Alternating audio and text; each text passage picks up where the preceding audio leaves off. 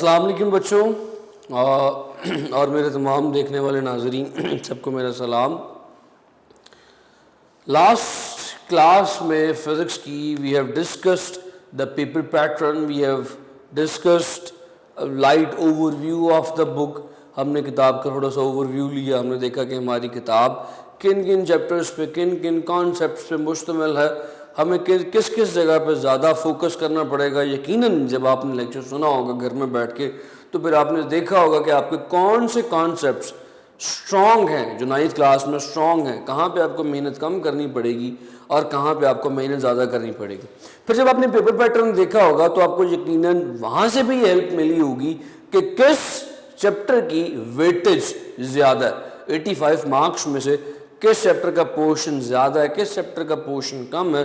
तो वहाँ पे भी आपको इस बात में बहुत हेल्प मिली होगी कि आपने किस चैप्टर पे किस कदर फोकस करना है और किस चैप्टर पे कम फोकस करना है। तो ये चीज़ें बताने का यही मकसद था कि आप टेक्निकली और with some strategy, with some planning आज ही से काम करना शुरू कर दें। याद रखिएगा, मैं हमेशा से हार्डवर्क का कायल नहीं हूँ, हार्डवर्क ज़रूर करनी चाहिए, but now modern days, modern problems and modern solutions, hard work से ज़्यादा इफेक्टिव है स्मार्ट वर्क। स्मार्ट वर्क, मैं अपने बच्चों को स्मार्ट वर्क करने की ही तलकीन करता हूँ।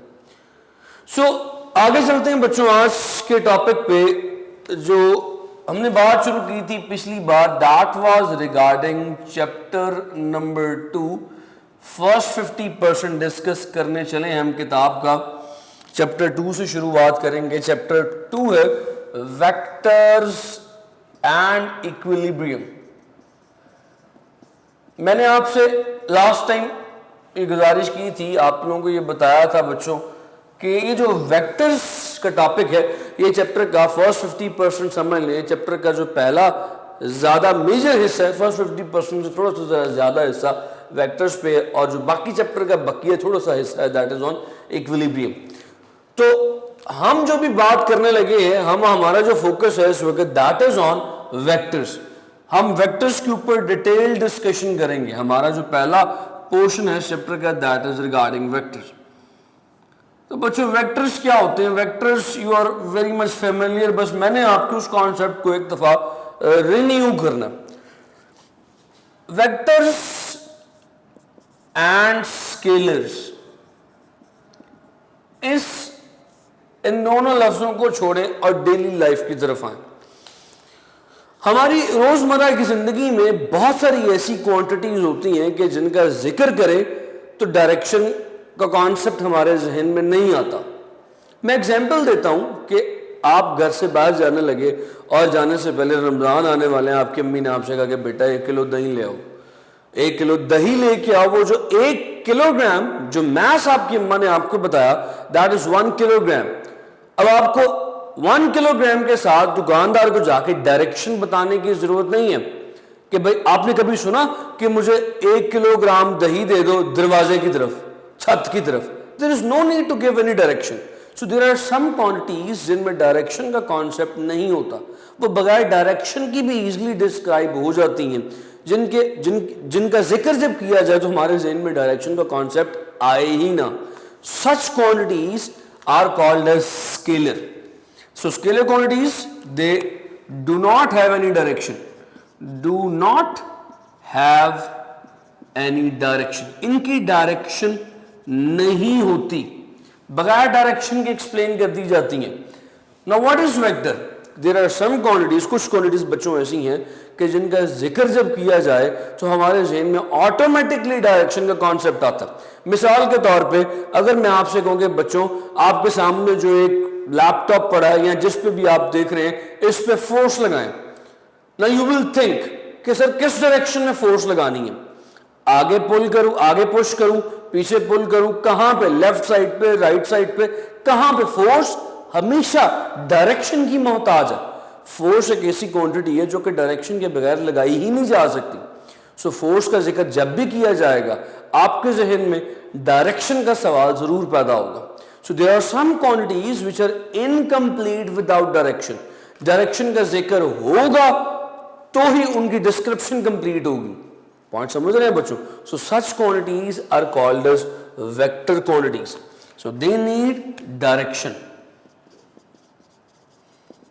Direction is required कि भाई किस तरफ जा रही है ये चीज.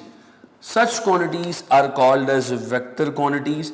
So पहला पॉइंट हमारा दोनों चीजों के ऊपर हो गया. फिर आप अगर आपको सवाल आ जाए व्हाट इज द डिफरेंस, ये शॉर्ट क्वेश्चन करवा रहा हूं, साथ साथ हम क्वेश्चंस भी करते चले जाएंगे. सो पहला सवाल, what is the difference between vector and scalar quantities. पहली बात हमने डेफिनेशन में कर दी कि जी जिनको डायरेक्शन की जरूरत है वो वेक्टर्स हैं, जिन्हें डायरेक्शन की जरूरत नहीं है वो स्केलर्स हैं. अगली बात जो हम करेंगे that will be of example. भाई वेक्टर की एग्जांपल भी मैंने आपको दे दी, साथ ही वेक्टर की एग्जांपल, फोर्स, बेपना और एग्जांपल्स हैं. इस चैप्टर में हम साथ साथ करते चले जाएंगे, परेशान नहीं होना. स्केलर की एग्जांपल भी मैंने आपको दे दी, मैथ्स के साथ जहन में डायरेक्शन का कॉन्सेप्ट नहीं आता, जबकि फोर्स के साथ डायरेक्शन का कॉन्सेप्ट आता है. पॉइंट समझ रहे हैं बच्चों? तो आपका ये शॉर्ट क्वेश्चन कंप्लीट हो गया. मैं आपको साथ साथ आगे बताऊंगा कि आपने शॉर्ट अटेम्प्ट भी कैसे करना है. अरे हम थोड़ा सा साथ साथ यूज टू हो जाए, एक दूसरे के यूज टू हो जाए, फिर मैं आपको साथ साथ बताता जाऊंगा कि आपने पेपर में क्वेश्चंस को अटेम्प्ट भी कैसे किया करना है. अच्छा जी, इससे आगे चलते हैं. हमने समझ लिया है वेक्टर्स क्या है, हमने समझ लिया स्केलर्स क्या है, हमें आइडिया हो गया कि वेक्टर क्वांटिटी जो है ये रोजमर्रा में जो हम स्केलर क्वांटिटी के साथ डील करते हैं उससे थोड़ी सी डिफरेंट है. इसे एक्सप्लेन करने के लिए डायरेक्शन भी रिक्वायर्ड है, तो लिहाजा इसे वैसे ट्रीट नहीं करना जैसे स्केलर्स को ट्रीट कर रहे हैं. It is little bit different. ये स्केलर्स से, नंबर से थोड़ी सी मुख्तलिफ है, इसमें डायरेक्शन भी साथ एनरोल हो रही है. चलते हैं बच्चों इसी चैप्टर के एक और बड़े मशहूर क्वेश्चन की तरफ. So the next question is how vectors are represented. Vectors को भाई रिप्रेजेंट कैसे किया जाता है, क्योंकि ये मुख्तलिफ हैं दूसरी क्वांटिटी से, तो फिर इन्हें रिप्रेजेंट कैसे किया जाता है. इन्हें रिप्रेजेंट करने के दो मुख्तलिफ तरीके हैं. दोनों मेथडोलॉजीज में आपके साथ शेयर करूंगा. पहले तरीका है इन टेक्स्ट. इन टेक्स्ट से क्या मुराद है कि जब आप कुछ लिख रहे हो किसी जगह पे, लेट से आप कोई जुमला लिख रहे हैं, कोई कैलकुलेशन कर रहे हैं, उसमें वेक्टर आ गया, वेक्टर को रिप्रेजेंट करना तो कैसे करेंगे. मिसाल के तौर पे आप जब कोई फार्मूला लिखते हैं उसमें एक्स वाई जेड मुख्तलिफ वेरिएबल्स होते हैं फार्मूला के अंदर, वो आप एज इट इज लिख देते हैं. मगर अगर एक्स वाई जेड में से कोई एक वेक्टर बन गया, वेक्टर है, उसे कैसे एक्सप्लेन करेंगे, उसे कैसे रिप्रेजेंट करेंगे. सो याद रखिएगा, in text vectors are represented by two techniques, by a bold letter.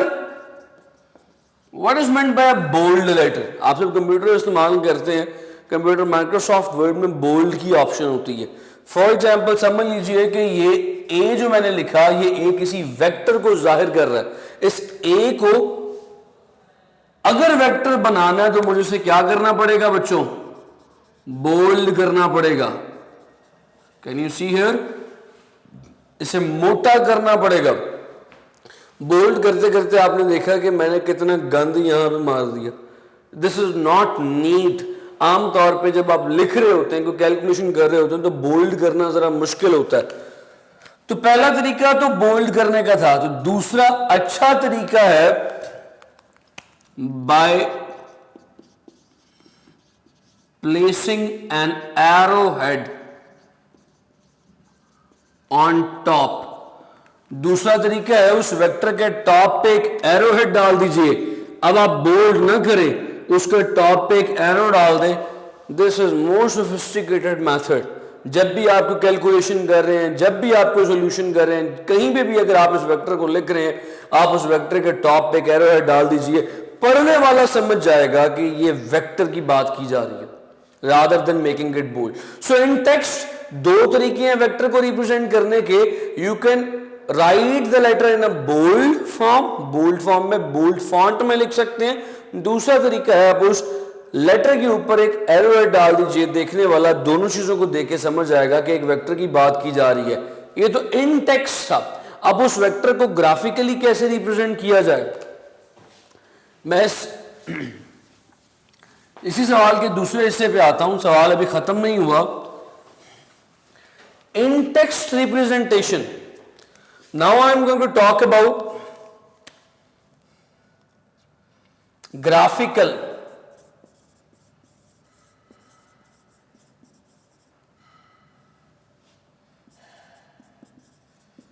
Graphical representation. भाई ग्राफ की शक्ल में उस वेक्टर को कैसे रिप्रेजेंट किया जाए। मान लीजिए कि ये एक डब्बा है, इस डब्बे पे फोर्स लगाई जा रही है ऊपर की तरफ, तो भाई ग्राफ कैसे ड्रॉ करूंगा उस फोर्स का। जितनी फोर्स लगाई जा रही है, जितना मैग्नीट्यूड है उस फोर्स का, उतनी लेंथ की एक लाइन खींचूंगा। मैग्नीट्यूड, मैंने एक नया लफ्ज बोला। मैग्नीट्यूड क्या होता है? मैग्नीट्यूड लिख देता हूं यहां पे अपने बच्चों के आसानी के लिए। What is meant by magnitude? मान लो कि मैं फोर्स लगा रहा हूं किसी बॉडी पे, फोर्स क्या होती है? न्यूटन में मेजर होती है। मान लो कि मैं फोर्स लगा रहा हूं किसी बॉडी पे 10 न्यूटन, तो बच्चों magnitude is 10, newton is actually the unit. Magnitude मिकदार को कहते हैं कि उस फोर्स की कितनी मिकदार है। इस मैग्नीट्यूड के मुताबिक मैं एक सीधी लाइन खींचूंगा।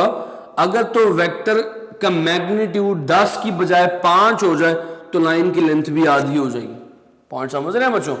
यानी कि जितना मैग्नीट्यूड उसी के अकॉर्डिंग एक लाइन ड्रॉ की, जिस डायरेक्शन में फोर्स है उसी एंगल पे लाइन ड्रॉ की,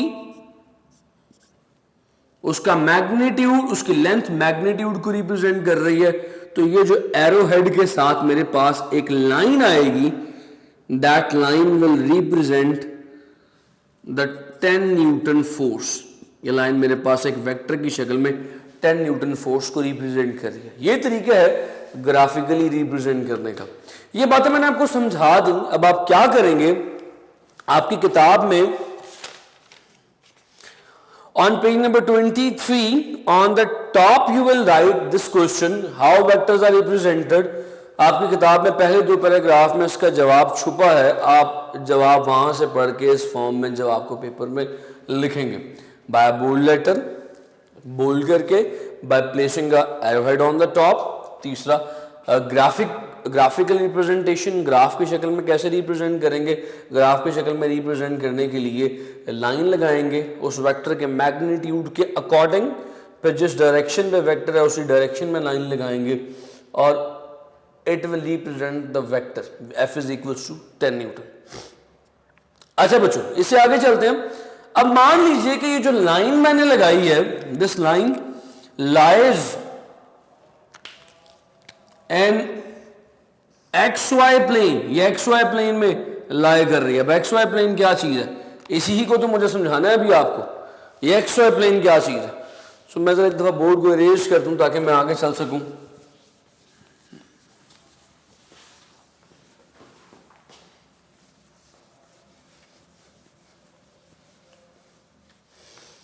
मैंने भी कहा था बच्चों आपसे कि मैंने एक वेक्टर को ग्राफिकली रिप्रेजेंट किया है। ग्राफिकली रिप्रेजेंट करने का मतलब है कि वहां पे एक्स एक्सिस और वाई एक्सिस मौजूद है। Now what is X axis? X axis क्या चीज है? It is a horizontal line. This horizontal line is called as X axis. What is Y axis? इस हॉरिजॉन्टल लाइन के परपेंडिकुलर जो line है that is called as Y axis. तो ये जो एक्स एक्सिस है, राइट साइड पे positive, left side पे नेगेटिव, वाई एक्सिस ऊपर पॉजिटिव नीचे नेगेटिव। राइट बच्चों? अब मैंने यहां पे बताया था कि वेक्टर ड्रॉ किए, बड़ा गौर कीजिएगा बच्चों। ये वेक्टर जिस सिस्टम में मैंने ड्रॉ किया, एक्स वाई सिस्टम में, the system is called as, जुमले पे गौर कीजिएगा, रेक्टेंगुलर कोऑर्डिनेट सिस्टम। इससे क्या मुराद है? Rectangular coordinate. Rectangular, do you know what is meant bye rectangular? Rectangular का मतलब पता है? फर्स्ट ईयर में आ गए हो, पता है रेक्टेंगुलर क्या होता है?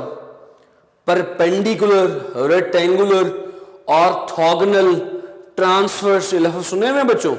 नहीं सुने हुए? मैं लिख देता हूं। परपेंडिकुलर ये सुना होगा यकीनन, रेक्टेंगुलर भी सुना हुआ है, मतलब नहीं पता, रेक्टेंगुलर पता है क्या होता है बस। रेक्टेंगुलर क्या चीज है? ट्रांसवर्स, ट्रांसवर्स वेव पढ़ी थी, क्या होता है ट्रांसवर्स? ऑर्थोगोनल क्या होता है? ये चार लफ्ज क्या हैं, किसके लिए इस्तेमाल होते हैं? All these four words are use for 90 degrees angle. याद रखिएगा, जहां पे भी आप ये लफ्ज देखें इसका मतलब 90 डिग्रीज का एंगल ही है। पॉइंट समझ रहे हो बच्चों? सो मैंने यहां पे क्या लिखा? Rectangular coordinate system. Rectangular coordinate system से मुराद ये है कि ऐसा कोऑर्डिनेट सिस्टम है, ऐसा सिस्टम है कि जिस पे जो ग्राफ ड्रॉ किया जा रहा है that is on mutually perpendicular axis. So this is the force F, x और वाई एक्सिस जो कि आपस में परपेंडिकुलर है उस पर ड्रॉ किया गया है। जुमले पे गौर कीजिएगा, अगली बात करने लगा हूं। It is a rectangular coordinate system in 2 dimensions. ये 2 डायमेंशनल एक्सिस है, एक्स और वाई, इसकी 2 ही डायमेंशंस हैं, 2 ही साइड्स हैं। पॉइंट समझ रहे हैं बच्चों? अब इस 2 डायमेंशनल एक्सिस में जो आप वेक्टर ड्रॉ करेंगे उस वेक्टर की ओरिएंटेशन, उसकी डायरेक्शन को रिप्रेजेंट किया जाता है एक एंगल से। ये बात भी बहुत इंपॉर्टेंट है, गौर से सुनिएगा। जो एंगल आप बनाएंगे, दिस एंगल थीटा, अगली बात बहुत अहम है, this angle theta should be from positive x axis. ये पॉजिटिव है ना, हमेशा पॉजिटिव एक्स एक्सिस से बनाया जाए, हमेशा एंटी क्लॉकवाइज मेजर किया जाए। Positive x axis anti clockwise. घड़ी कैसे चलती है? 12, 1, 2, 3 ऐसे चलती घड़ी। आपने एंगल मेजर करना anti clockwise, opposite to the direction of clock. अब मान, ये बात बताने का मकसद क्या था? मान लीजिए कि वेक्टर इसमें नहीं है, इससे मुराद क्या है? फर्स्ट क्वाड्रेंट में नहीं है। पता ना कोऑर्डिनेट्स का पढ़ चुके हो, first quadrant, second quadrant, third quadrant, fourth quadrant. मान लो कि वेक्टर है अब थर्ड क्वाड्रेंट में, अब एंगल कैसे मेजर करोगे बच्चों? यहां से मेजर करोगे? नहीं, वेक्टर मेजर, एंगल मेजर करोगे फ्रॉम पॉजिटिव एक्स एक्सिस, शुरू से। कैसे? Anti clockwise. ये जो एंगल आएगा it will be the required angle theta. बात समझ में आती है बच्चों? सो ये तरीका है किसी भी वेक्टर को बनाने का, रिप्रेजेंट करने का। Rectangular coordinate system, rectangular coordinate system कौन सा? एक्स वाई एक्सिस का, बोले तो 2 डायमेंशनल। बात समझ में आती है बच्चों? इससे अगर हम आगे चलें, मान लीजिए कि अब आप 2 डायमेंशनल बात नहीं कर रहे, you are talking about space. Space से मुराद खला नहीं है, स्पेस से मुराद ये 3 डायमेंशन, ये कमरा 3 डायमेंशन है। 3 डायमेंशन से मुराद क्या है? यहाँ पे एक एक्स एक्सिस होगी, वाई एक्सिस होगी जैसे पहले था, एक नया एक्सिस हो जाएगा जेड एक्सिस। पॉइंट समझ रहे हैं बच्चों? 3 डायमेंशन से मुराद मैं आपको बेहतरीन एग्जांपल देता हूँ। Can you see this duster? आप इस डस्टर को देख सकते हैं। ये डस्टर 2 डायमेंशनल 2D ऑब्जेक्ट है या 3D? ये 3D ऑब्जेक्ट है। इसमें आप किसी भी चीज़ की 3 डायमेंशन में आप किसी भी चीज़ की 3 डायमेंशन देख सकते हैं, लेंथ, इसकी विड्थ और इसकी हाइट। 3 डायमेंशन आप देख सकते हैं। सो इस 3 डायमेंशन के अंदर आपने किसी वेक्टर को अगर रिप्रेजेंट करना है, फिर आप क्या करेंगे? मान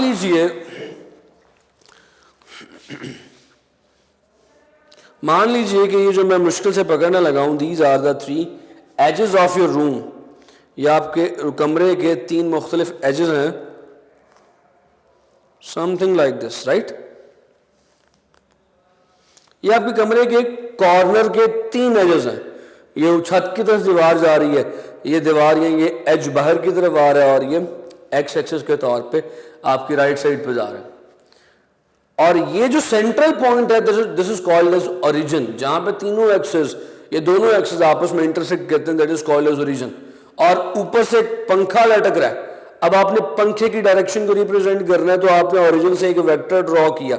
वो जो वेक्टर आप ड्रॉ कर रहे हैं इस स्पेस के अंदर, that vector is called as 3 dimensional 3D vector.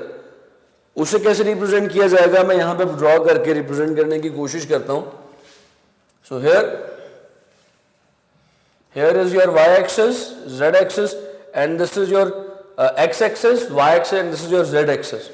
अब ये तिरछा नहीं है, इसको समझ लीजिए कि ये आउटवर्ड है, ये बाहर की तरफ आ रहा है आउटवर्ड प्लेन में।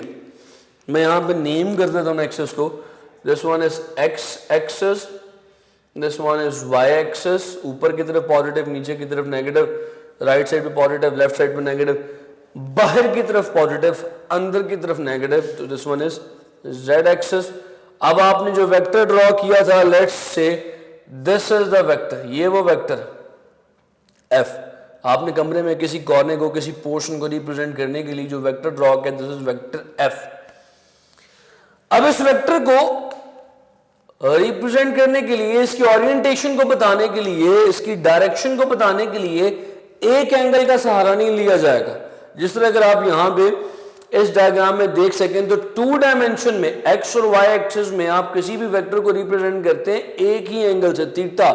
शर्त यह है कि थीटा पॉजिटिव एक्स एक्सिस से मेजर किया जाए और एंटी क्लॉकवाइज मेजर किया जाए। अब जब आप 3 डायमेंशन में आएंगे, 3 डायमेंशन में आएंगे, इसमें एक एंगल इनफ नहीं है। कौन सा एक एंगल भाई? यहां पे आएंगे 3 एंगल्स। एक एंगल बनेगा एक्स एक्सिस के साथ, एक एंगल बनेगा वाई एक्सिस के साथ, एक एंगल बनेगा जेड एक्सिस के साथ। All 3 angles will be measured।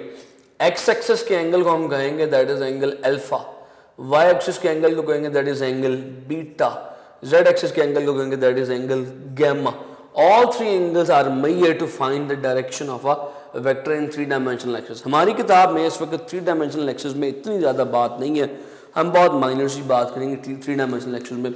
Mainly हमारा कंसर्न 2 dimensional axis के साथ होगा। थोड़ी सी कैलकुलेशन आएंगी हमारी जो हम 3 डायमेंशनल एक्सिस में करेंगे। मैं इसके ऊपर आगे बात करूंगा, आपकी बेसिक्स आगे मजबूत करूंगा। इससे थोड़ा सा अगर मैं आगे चलूं तो मैं इसका नाम दे देता हूं, दैट इज कॉल्ड एज, नाम लिख देता हूं, that is called as 3 dimensional rectangular coordinate system. Why it is called 3 dimensional? क्योंकि 3 एक्सेस है। Why it is called rectangular? क्योंकि वो तीनों एक्सेस एक दूसरे के परपेंडिकुलर हैं। दोबारा देख लें,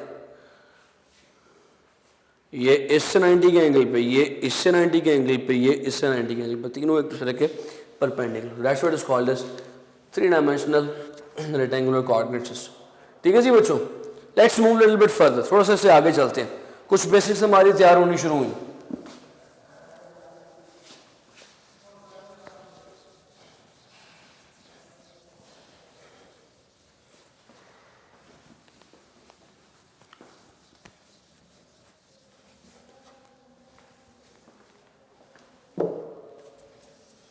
इससे आगे बढ़े तो जो नेक्स्ट टॉपिक हमारी किताब में है that is addition of vectors.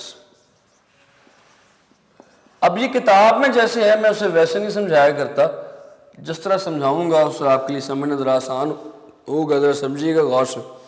Vectors को ऐड करें तो क्या होता है, वेक्टर्स को ऐड कैसे किया जाता है। सपोज कर लीजिए कि आप छुट्टियां हैं, घर से मत निकलिएगा, लेकिन फिर भी आप कहीं पे मौजें करने के लिए, कहीं पे फिरने के लिए, कैंपिंग करने के लिए किसी नॉर्दर्न एरिया चले गए, फॉरेस्टी एरिया। आपने जहाँ पे अपना कैंप लगाया उसे ओरिजिन कह दिया, उसे बेस कह दिया कि आपका ये बेस कैंप है, ये आपका घर है। आप अगर कहीं फिरने टुरने के लिए जाएंगे तो आप अपने घर से दूर जाएंगे। तो ये जो आपका ओरिजिन था, that origin has mark 0 0, right. यहाँ पे एक्स एक्सिस की वैल्यू भी 0, यहाँ पे वाई एक्सिस की वैल्यू भी 0। अब जनाब, अब आप घर से बाहर निकले, आप जो सफ़र तय कर रहे हैं वो कुछ इस तरह से, शिकार करने के लिए जंगल में निकले, आप यहाँ से यहाँ पे गए, इस पॉइंट तक गए। ये जो वेक्टर, ये जो सफ़र आपने तय किया, इस वेक्टर को मैंने ए कह दिया। यहाँ से निकले, आप किसी और पॉइंट तक चले गए, इस पॉइंट तक चले गए। ये जो सफ़र आपने किया इसे वेक्टर बी कह दिया। जब आप इस पॉइंट बी तक पहुंचे तो आपको एहसास हुआ कि आप सूरज ढलने वाला, आपको वापस बेस कैंप पे जाना चाहिए। जहन में रखिएगा सारी बातें हम पढ़ने लगे। एडिशन ऑफ वेक्टर बड़ा इंपॉर्टेंट पॉइंट है। जब आप इस पॉइंट पे पहुंचे तो आपको ख्याल आया कि सूरज ढलने वाला, अब आपको वापस पहुंचना चाहिए बेस पे। जब आप वापस निकलने लगे, क्योंकि जंगल है, रास्ता भूल चुके, कंपास काम नहीं कर रही, how would you go back? You can not go back. अब यहां पर ही रुके, आपने बेस कैंप पे फोन किया कि हमारा जीपीएस सिस्टम बंद हो गया, हमारे मोबाइल फोन या किसी भी तरह हमें ट्रैक करके हम तक पहुंचा जाए, तो वो जंगल में आप तक कैसे पहुंचेंगे? आपको ट्रैक करके, अगर आपको लोकेशन पता चल गई, क्या वो उस रास्ते को फॉलो करेंगे? नहीं। जो काम आपने इन दो सेक्शंस में अलग अलग किया, वो काम आपके बेस कैंप वाले एक ही सेक्शन में, एक ही गो में करेंगे। तो ये जो रास्ता वो फॉलो करेंगे, this vector is actually the sum of, इसमें ए का करेक्टर भी शामिल है, इसमें बी का करेक्टर भी शामिल है। तो ये जो वेक्टर आर आया है, this vector is the sum of A and B. This is called the addition of vector. Addition of vector से मुराद ये है कि जो काम एक और दो या तीन या चार जितने भी स्टेप्स में हो रहा है, अगर उसे एक ही स्टेप में किया जाए तो वो किस तरह से दिखेगा, that is called as addition of vector. अब याद रखिएगा, this addition of vector is always done by head to tail rule, जो आप पहले पढ़ चुके हैं। ये हेड टू टेल रूल जरा देखिएगा, क्या यहां पे मेरी इस एडिशन में फॉलो होता है? हेड टू टेल रूल क्या कहता है बच्चों, कि पहले के हेड को दूसरे की टेल के साथ जोड़ें, फिर अगर तीसरा वेक्टर है तो तीसरे की टेल को दूसरे के हेड के साथ जोड़ें। जब ऐसे जोड़ लें तो फिर क्या करें, रिजल्टेंट जो जवाब है, रिजल्टेंट की टेल के साथ पहले की टेल और रिजल्टेंट की हेड के साथ आखिरी का हेड जोड़ दें, तो जो वेक्टर बनेगा that is called as resultant vector, that is the addition vector. Point समझ में आ रही है बच्चों? एडिशन समझ में आई क्या है? एडिशन आसान अल्फाज में क्या चीज़ है कि जो काम आप मुख्तलिफ स्टेप्स में करते हैं वेक्टर्स के जरिए, उसे अगर एक ही स्टेप में करना हो, that is called as addition. अगर मैं इससे आगे बढ़ूँ, addition of vector is done by head to tail rule.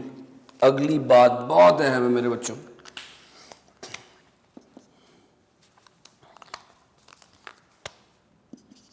अगली बात क्या है जी? अगली बात है प्यारे बच्चों, एडिशन ऑफ वेक्टर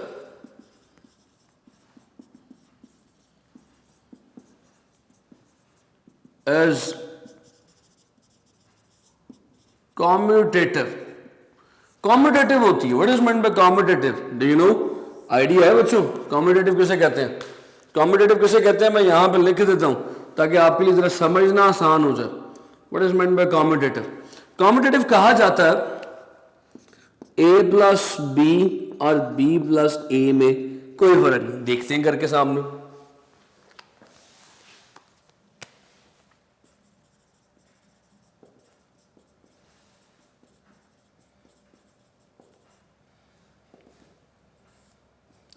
मान लीजिए कि आपके पास जो वेक्टर है दिस इज लेट्स से ए, और दूसरा वेक्टर जो है आपके पास let's say this one is B.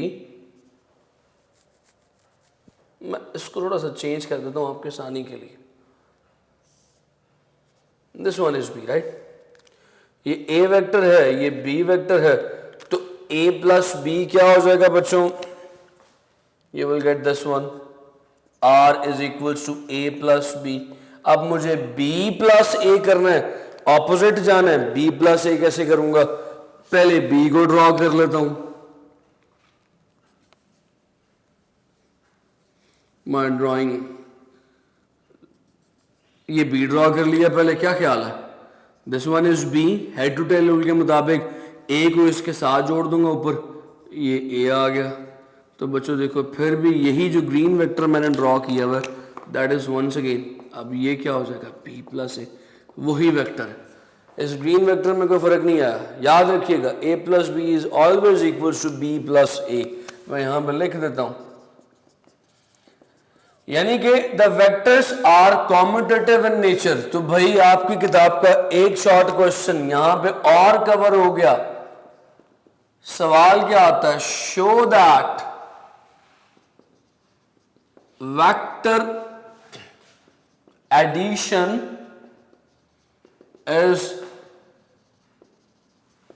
commutative। Commutative है, ये साबित करें। क्या ख्याल है बच्चों? हमने साबित कर दिया था, थोड़े से आप वर्ड साथ लिख देंगे इस डायग्राम को एक्सप्लेन करने के लिए। इससे अगर आगे मैं चलूं, then the next topic is vector subtraction.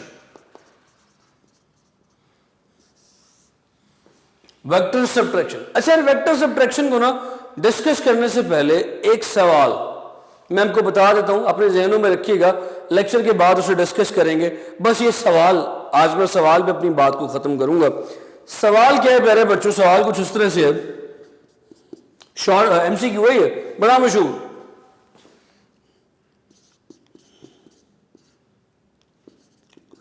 Opposite of addition of vector is, addition of vector का ऑपोजिट क्या है? A option multiplication, B option division, C option subtraction of vector, D option resolution of vector.